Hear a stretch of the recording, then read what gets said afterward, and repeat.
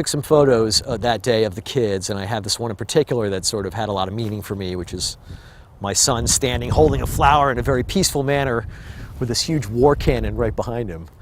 And, you know, I guess the juxtaposition of those images sort of struck me.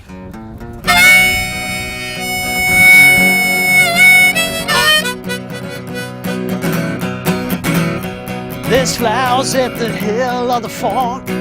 Maybe it's a sign. I was here at Fort Trumbull, and the whole hill was sort of covered with these like wildflowers. I imagined sort of some hippie or idealist like kind of looking at that and going, all right, Mother Nature's taking over again. I'm gonna say, perhaps in the end, she gets her own way. Just looking up at this sort of monolithic structure and seeing sort of this wall of Mother Nature in front of it, just sort of, it inspired me a little bit.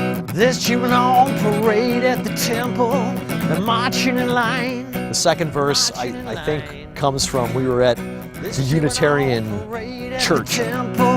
Marching in line. There was all these kids doing this parade, and they were sort of marching and showing off their talents. Don't wanna get sold off as consumer prey. Cheering on parade at the temple, Lord, marching in line. Playing with a band as good as the Rivergods definitely gives me more confidence as a writer. They make it easy. So, you know, I can bring a loose sketch of a song to them and we can flush it out together.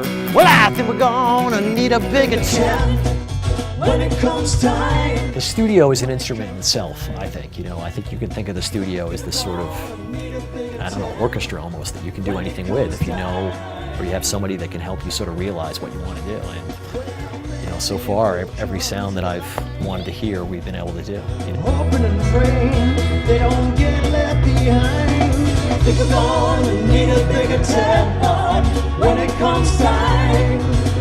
When I start with a new band, it's just, you know, I feel the vibe of the band, and I let the band do what they're good at doing, you know, and just try to bring out what they're good at doing, you know. And, you know, you never say no to them. You say, yeah, sure, let's try it. And then the songs start going, I really start, I'm like, wow, man, I'm really getting into the session. When he started doing signs, I'm like, oh man, that's, you know, I'm hearing this part, I'm hearing that part. Ben's going, yeah, that's kind of where I'm going with it. You know?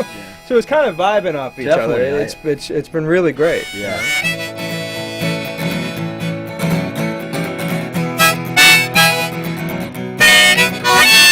I definitely heard a country shuffle to it. I have written a lot of songs that way. Usually ideas I want to kind of just get out and it's more about the words as much as the melody. I like to just throw a good beat on it, and I know the Rivergods play a good shuffle beat kind of sound. We need someone to show us the way before this dead. It's too great to pay. Speed those swords into plowshares one final time. A lot of these kind of community movements that I've sort of tended to gravitate to in the past few years have been about, you know, people that are idealistic and are looking for some alternative to the consumer norm. And again, you're going to edit this all out because it's all pretentious garbage, but and this is why I hate explaining songs.